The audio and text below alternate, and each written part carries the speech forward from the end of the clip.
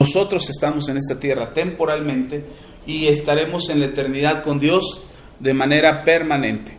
Entonces, debemos de buscar las cosas que están en el cielo. El mismo Señor Jesús dijo, no pongas tu tesoro en lo que está en la tierra, sino pon tu tesoro en lo que está en el cielo, porque en la tierra hay ladrones que minan y hurtan, hay moho, hay orín, y todo eso echa a perder cualquier tesoro que tú pudieras tener en la tierra. Pero si tú pones tu tesoro en el cielo,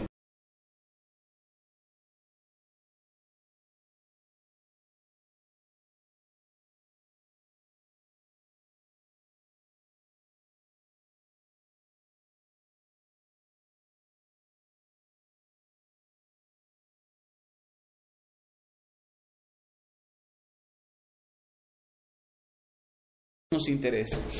Es verdad, estamos en esta tierra y tenemos que ocuparnos de cosas terrenales, salir a trabajar, ver por el bienestar de la familia, ocuparnos de las labores, de los quehaceres, de las cosas que son importantes en la tierra. Es verdad, tenemos que hacerlo, pero no tenemos que enfrascar nuestros pensamientos y nuestros sentimientos en las cosas terrenales. Hay cosas que van a pasar, hay cosas que van a suceder y hay cosas que van a acontecernos en la vida que tenemos que resolver aquí en la tierra. No podemos esperar a que estar en la eternidad y decir, ahora que estoy en el cielo se acabaron los problemas.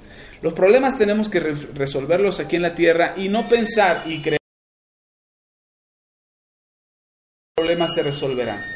No es así como funciona. Los problemas son en este tiempo. Si hay un problema en este momento en nuestras vidas, tenemos que enfrentarlo y resolverlo. Tenemos que tomar cartas en el asunto, tener una actitud respecto a ese problema, buscar la sabiduría de Dios para poder enfrentar esa situación.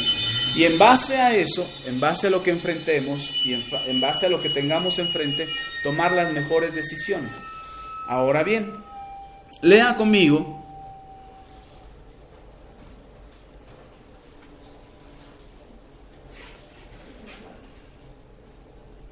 en Isaías capítulo 40,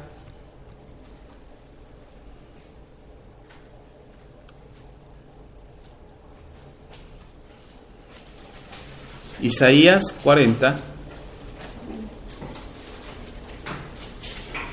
vamos a leer desde el versículo 1.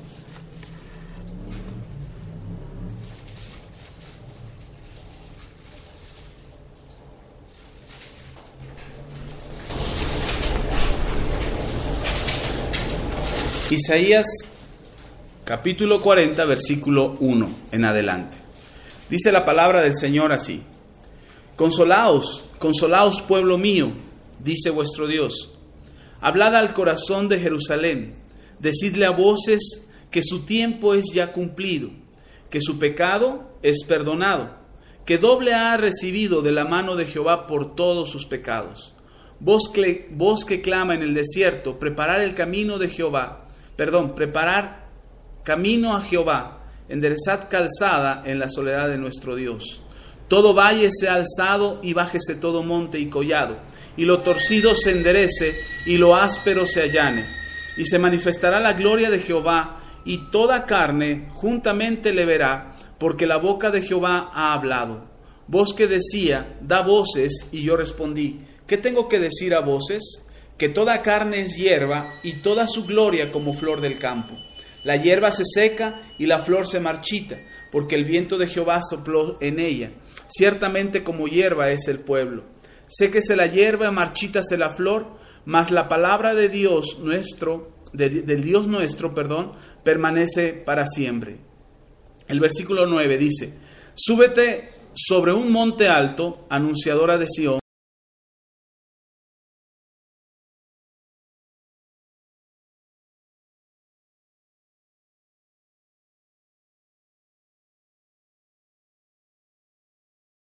Vendrá con poder y su brazo señoreará. He aquí que su recompensa viene con él y su paga delante de su rostro. Como pastor apacentará su rebaño, en su brazo llevará a los corderos y en su seno los llevará. Pastoreará suavemente a las recién paridas. Hasta ahí nada más. El profeta Isaías, que es el libro que acabamos de leer, un pasaje del libro que acabamos de leer, el profeta Isaías es uno de los profetas que hablan más acerca de la venida de nuestro Señor Jesucristo. Se dice que es un profeta mesiánico, que es un profeta que anuncia la venida de nuestro Señor Jesús. Es el profeta Isaías el que describe el Via Crucis de nuestro Señor Jesucristo, que describe con detalle lo que el Señor Jesús iba a pasar, de lo que le iba a acontecer. Muchas características de lo que padeció nuestro Señor Jesucristo, así como sus características personales desde su nacimiento.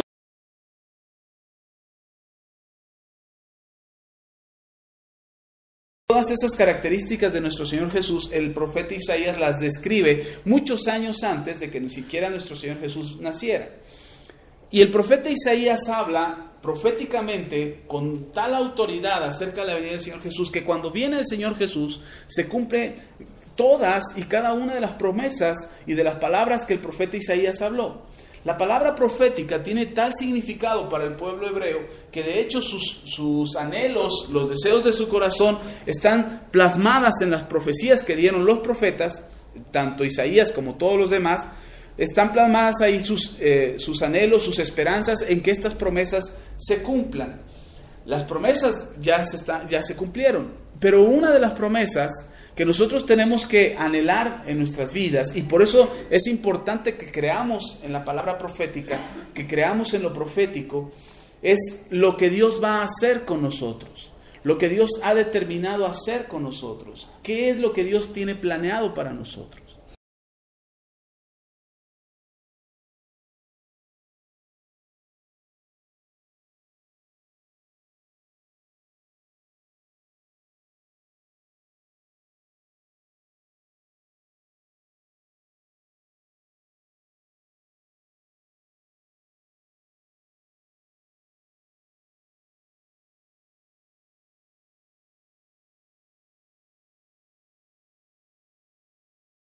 Que buscar el ser mejores personas, ser mejores hijos, ser mejores esposos, ser mejores padres. ¿Por qué tendríamos que tener ese esfuerzo? Porque la palabra de Dios, cada una de las promesas de parte de Dios tendrán cumplimiento. Cada una de las promesas que Dios ha hablado tendrán cumplimiento en nuestras vidas. No hay algo que tú creas en la palabra, que esté escrito en la palabra de Dios, que una palabra profética te ha sido dada y que si tú la crees y tú perseveras en ella y meditas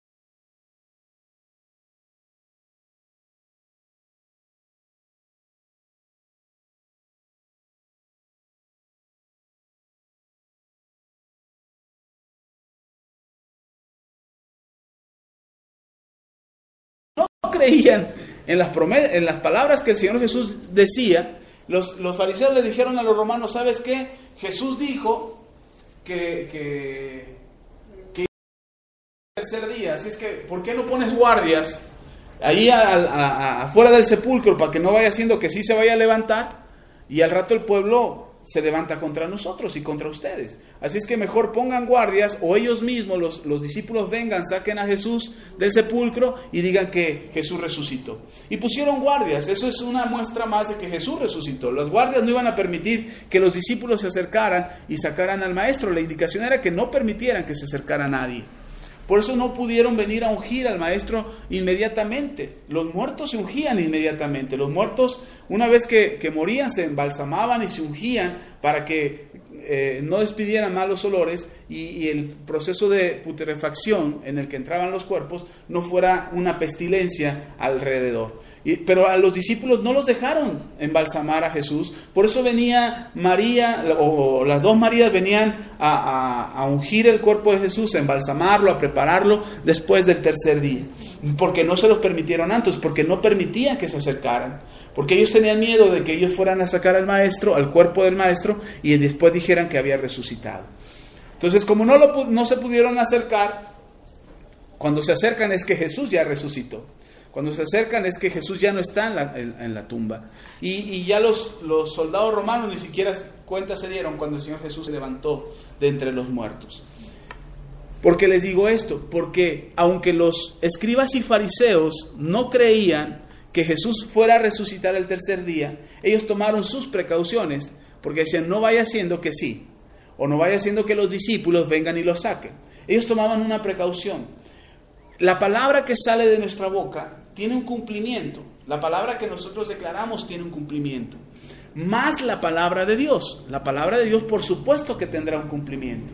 Y por supuesto que se cumplirá, pase lo que pase, venga lo que venga, la palabra de Dios se cumplirá. Y nosotros tenemos que confiar y tenemos que creer en que las promesas de Dios están escritas ahí o están descritas para nosotros, para que nosotros creamos en lo que Dios ha hablado. Y una de las cosas que dice en este pasaje,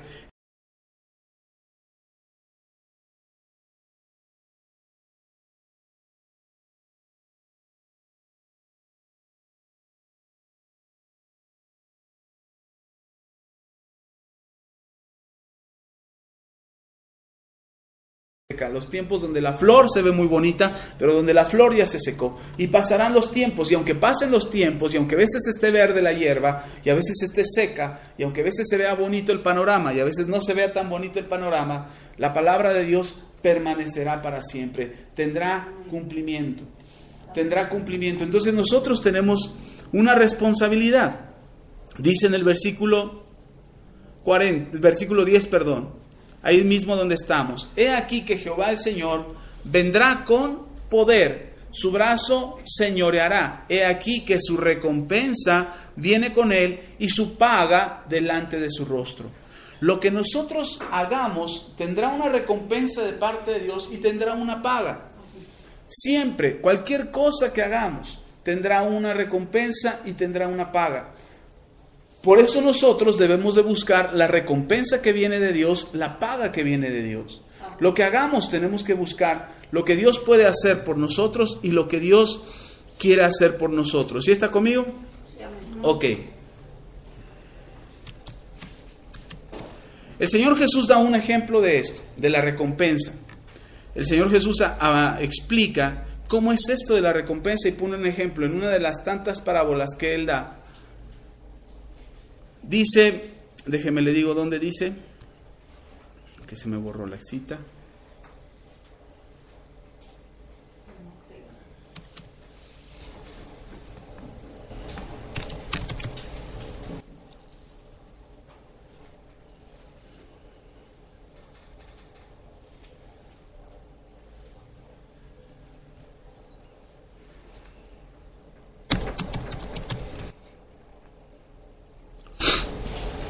Cuando el Señor Jesús explicaba a través de parábolas, era una forma de, en lo cotidiano, de lo que vivían ellos todos los días, explicar el reino de Dios, explicar cómo funciona el reino de Dios, para que ellos lo pudieran entender. Las parábolas no eran cosas extrañas o cosas raras que el Señor Jesús se inventaba, aunque sí son explicaciones me brinqué el pasaje. Aunque sí son explicaciones que el Señor Jesús da, es importante saber o es importante recordar que el Señor Jesús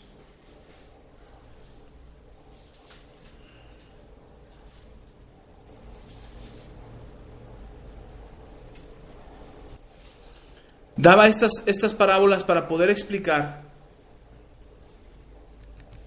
algo que ellos pudieran, algo que era difícil de entender, porque estaban acostumbrados a un estilo de vida, estaban acostumbrados a una forma de vivir, y estaban acostumbrados a esta manera de hacer las cosas, que ya era cotidiano, ya era parte de su cultura. Es como cuando tú te levantas por la mañana y lo primero que haces es ponerte tus sandalias, vas al baño, te lavas la cara, te pones tu ropa para salir a trabajar, y ya es cotidiano, ya no por inercia te pones la ropa tal cual va, porque no salimos a la calle y dices, ay, en la torre me puse los chones al último, y sales con los chones arriba de los pantalones. No sales así, tú ya sabes que primero van los chones y después los pantalones, y sales así, pero no estás pensando, ay, cuando me levante tengo que primero ponerme los chones y después los pantalones, porque si no voy a parecer Superman. No lo pensamos así. Ya es un acto natural en nosotros, ya es cotidiano, ya es algo que hacemos mecánicamente. Los hebreos se habían acostumbrado a actuar así, de esa manera, mecánicamente. Entonces, cuando Jesús les explicaba a través de parábolas, era para que ellos pudieran abrir un poco más el panorama, salir de lo cotidiano, salir de lo rutinario y poder visualizar cómo podría ser su actitud, cómo podría cambiar su comportamiento haciendo las cosas distintas y cambiando su manera de pensar. No era fácil decirle a alguien, tienes que amar al que te odia. No era fácil. Oiga, tenían a los samaritanos ahí cerquita, que eran parientes lejanos de ellos, de los hebreos, y no se hablaban entre ellos, no se llevaban entre ellos. Y era ya la generación, la última generación en el tiempo de Jesús, quizá ya ni sabían por qué no se hablaban con los samaritanos, pero solamente no se hablaban. Dicen, no, es que, ¿por qué no le hablas a los samaritanos? No sé, mi papá no les hablaban, entonces, ¿por qué tú no les hablas? Pues no sé, yo no les hablo y ya. Y entonces nosotros caemos en esa rutina a veces, caemos en esos comportamientos, y el Señor Jesús les habla a través de parábolas para sacarlos de su cotidianidad, para hacerlos pensar un poquito. Mire, a los discípulos, en una ocasión, ellos mismos dicen, Señor, explícanos la parábola del sembrador, porque no la entendimos. Y el Señor Jesús, ¿también ustedes les tengo que explicar? Si se supone que ustedes son los que deberían que estar más truchos, más avispados, más despiertos para poder entender lo que yo estoy hablando. Y sin embargo el Señor Jesús tiene que explicar la parábola del sembrador. Bien, en Mateo capítulo 20, el Señor da otra parábola que tiene que ver precisamente con el cumplimiento de las promesas de Dios, con el cumplimiento de lo que Dios ha dicho, pero también que tiene que ver con el esfuerzo nuestro, con lo que nosotros nos esforcemos para hacer. Mateo capítulo 20, dice la palabra del Señor. ¿Ya está ahí? Vamos a leer desde el versículo 1. Porque el reino de los cielos, el Señor Jesús es el que está hablando, dice, porque el reino de los cielos es semejante a un hombre, padre de familia, que salió por la mañana a contratar obreros para su viña. Y habiendo convenido con los obreros en un denario al día, los envió a su viña. ¿Qué les dijo? Un denario al día. Ese es el acuerdo al que llegó el padre de familia con los obreros.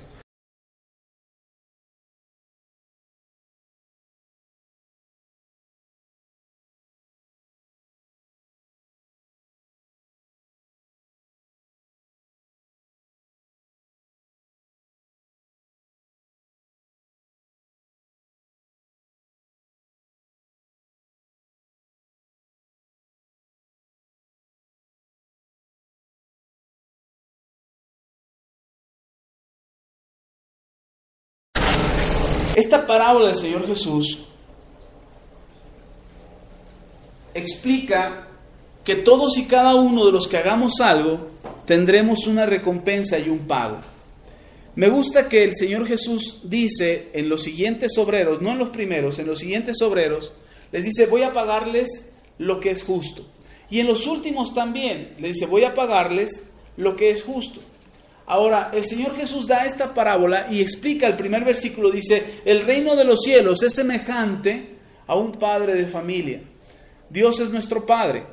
El Señor Jesús dice, tu Padre de familia o tu Padre celestial, tu Padre que está en los cielos, Él también tiene una paga para ti, una recompensa para ti. Los primeros, cuando salen a trabajar, cuando llegan al área, a la viña, donde tienen que trabajar, donde tienen que cumplir todo el jornal, cuando ellos llegan, ellos ven todo el trabajo que tienen por hacer. Y ellos piensan cuánto tiempo les puede llevar a hacer ese trabajo. Cuando les dice al principio, les voy a pagar un denario por día. Les voy a pagar un denario por día. Cuando ellos llegan a la viña, seguramente pensaron, no, pues esto no lo acabamos en un día. Aquí de trabajo tenemos por lo menos para unos 3 o 4 días. Y cuando llega el señor del dueño de la viña y ve a otros obreros, él piensa y dice, bueno, tengo un trabajo todavía en la viña,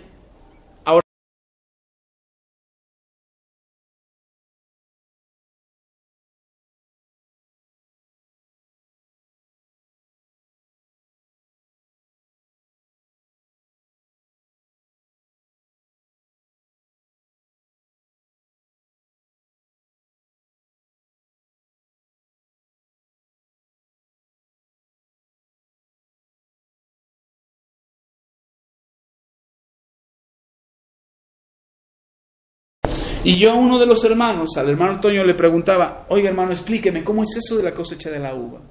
No, primero tenemos, dice, hay 2 temporadas. Primero tenemos que ir a limpiar la uva y después tenemos que ir a cosechar la uva. La primera temporada de ir a limpiar la uva es cuando la uva ya está grande. Cuando la uva ya está, que el racimo ya creció, que la uva ya creció. Entonces se dice limpiar la uva porque van y limpian del racimo de uva, van y quitan las uvas pequeñas, las uvas que ya no van a crecer más, porque no sé si han visto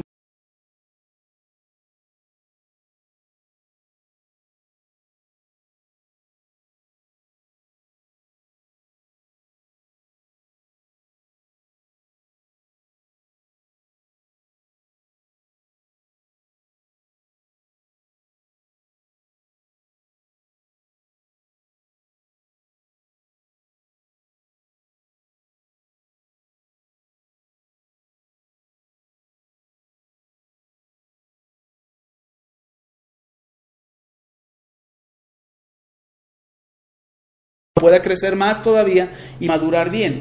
Si se dejan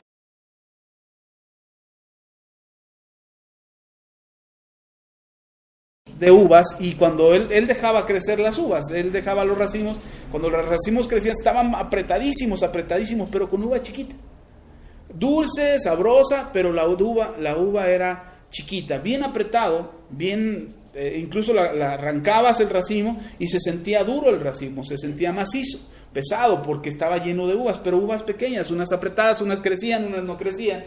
Y entonces la uva que se cosecha para vender la tienen que ir a limpiar. Y me decía este hermano, primero tenemos que ir a limpiar la uva, quitar la uva chiquita, dejarle espacio al racimo para que el racimo pueda crecer bien y la uva crezca grande, y el racimo se ve más grande y más pesado.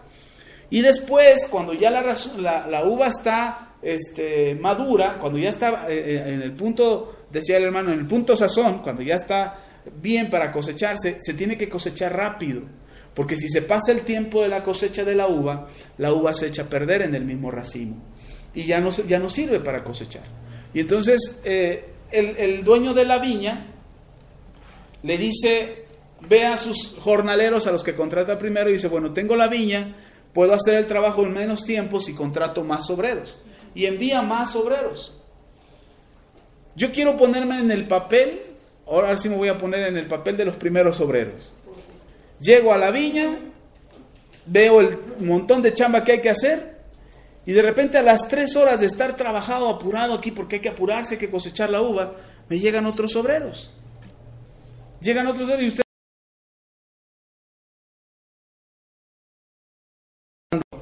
bueno, pues entrenle ya. Vamos a distribuirnos el trabajo, ya va a ser menos, pero todavía tenemos chamba para rato. Y después mandan a otros obreros.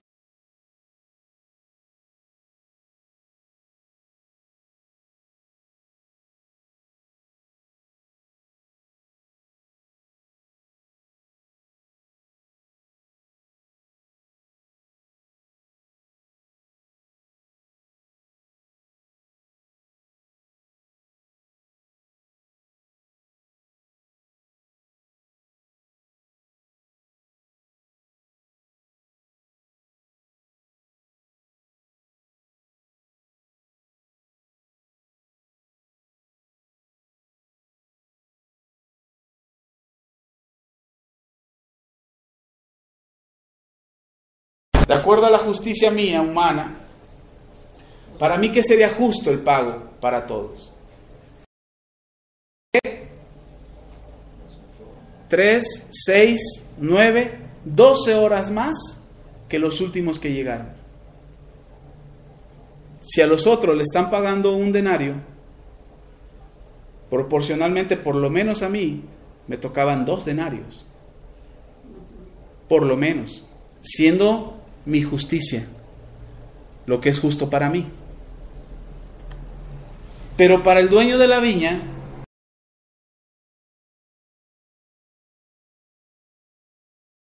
págales un denario también, págales a todos.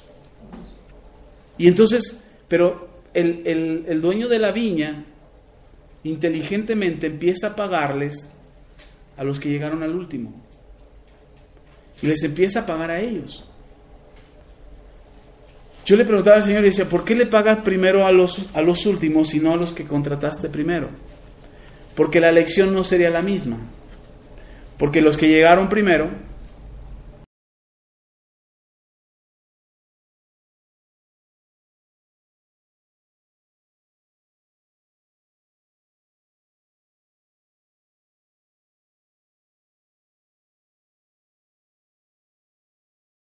estaban escuchando al maestro en ese momento.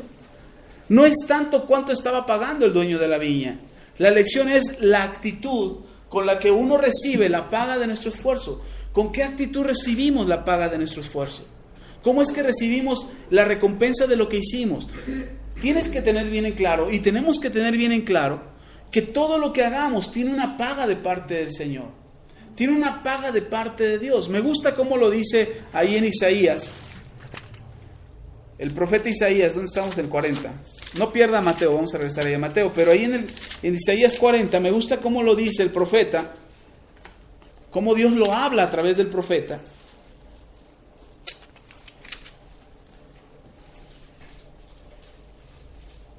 En el versículo 10 dice, he aquí que Jehová el Señor vendrá ¿cómo? Con poder.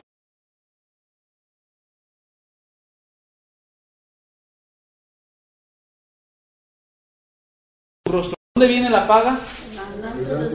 Antes de que Él llegue, ¿qué llega? La paga. Antes de que el Señor llegue, va a llegar su paga. Si lo ponemos proféticamente, el Señor viene pronto. ¿Cierto o no? El Señor viene pronto, el Señor Jesús viene otra vez. Viene ya, en breve. No sé, mañana, hoy en la noche, en 1 año, 2 años, 10 años, 50, no sé. Dios tenga misericordia de la humanidad y le dé chance a la humanidad de vivir un tiempo más. Pero el Señor viene pronto. Y antes de que el Señor llegue, porque está hablando del Señor Jesús, de que Él viene, que su mano viene con poder, que Él viene a recompensarnos, pero antes de que Él llegue, viene su paga. Nosotros vamos a recibir en este tiempo, en este momento, en esta vida, vamos a recibir la paga de nuestro esfuerzo. Dios no se queda.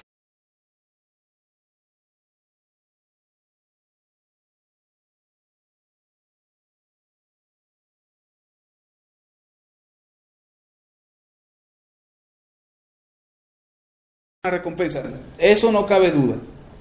¿Cuál es la recompensa que queremos? La recompensa de Dios.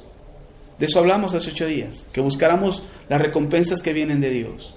Entonces nuestra actitud para hacer nuestro esfuerzo y lo que estamos haciendo tiene que ser distinta, tenemos que actuar distinto, tenemos que comportarnos distinto. Y en base a nuestro comportamiento, a nuestro esfuerzo, recibiremos una recompensa de parte de Dios. Pero también de parte de Dios viene su paga. ¿Dónde viene la paga? Delante del rostro del Señor. Entonces, ¿cuándo vamos a recibir la paga? Antes de que el Señor venga. Tu esfuerzo, hermano, en esta tierra, tiene una paga en esta tierra. Ahora, ¿cuánto te va a pagar el Señor? Lo que es justo, porque Él es bueno. Él va a pagarte lo que es justo. Él va a decir, bueno, yo quiero darte igual que a los que empezaron, igual que el apóstol Pablo. El apóstol Pablo decía, mi Dios pues suplirá todo lo que os falte conforme a sus riquezas en gloria en Cristo Jesús. Y esa oración transformó a los filipenses. Está ahí en Filipenses capítulo 4. Esa bendición, esa palabra que el apóstol Pablo declara, mi Dios pues suplirá todo lo que os falte conforme a sus riquezas en gloria en Cristo Jesús. Esa promesa transforma a los filipenses. Y era para ese tiempo, oiga, estamos hablando de hace casi 2000 años, cuando el apóstol Pablo predicaba y escribía sus cartas. ¿Recibieron su recompensa los filipenses? Claro que sí. ¿Recibieron su pago los filipenses? Claro que sí. ¿Cuándo la recibieron? ¿Ahora que están en el cielo? No. En la tierra, en el tiempo en la tierra. Nosotros tenemos que recordar siempre que nuestras recompensas tenemos que buscar. Bueno, primero tenemos que buscar las recompensas de parte de Dios. Segundo, tenemos que estar conscientes y tener presente que viene una paga por nuestro esfuerzo, por lo que hagamos. En este tiempo, aquí en la tierra, Dios va a pagarnos a nosotros lo que estamos haciendo. No es un pago de castigo, ojo. ¿Por qué no es un pago de castigo? Entonces el Señor me va a pagar aquí en la tierra. Por eso es eso que dicen que todo se paga en esta tierra, y te lo avientan así como una maldición. Todo se paga en esta tierra. Esa paga no está hablando de esa paga. El infierno es aquí en la tierra. No. No es esa paga de la que está hablando el Señor. Lea, ¿por qué? No es la paga de tu pecado, ojo. Lea el versículo 1, de ahí de Isaías 40. Consolaos, consolaos, pueblo mío, dice vuestro Dios. Hablad al corazón de Jerusalén, decidle a voces que su tiempo es ya cumplido, que su pecado es perdonado. ¿Cómo ha sido tu pecado? Perdonado. Ok, entonces, ¿la paga es de tu pecado? ¿De la que está hablando en el versículo 10? ¿Es la paga de tu pecado? No, porque tu pecado ya fue perdonado. Entonces, en esta vida no vas a pagar el pecado que cometiste. Si tú ya te arrepentiste, claro. Si ya te arrepentiste de todo tu corazón y ya le pediste perdón a Dios, tu pecado ha sido perdonado. ¿Sí está conmigo? Entonces, la paga que vamos a recibir de parte de Dios no es la paga de tu pecado. A veces uno dice, es que me está yendo mal porque Dios me está castigando. Es que me está yendo mal porque hice esto hace 2, 3 años atrás y es la paga, Dios me está castigando porque hice esto. No, mi hermano, no es así.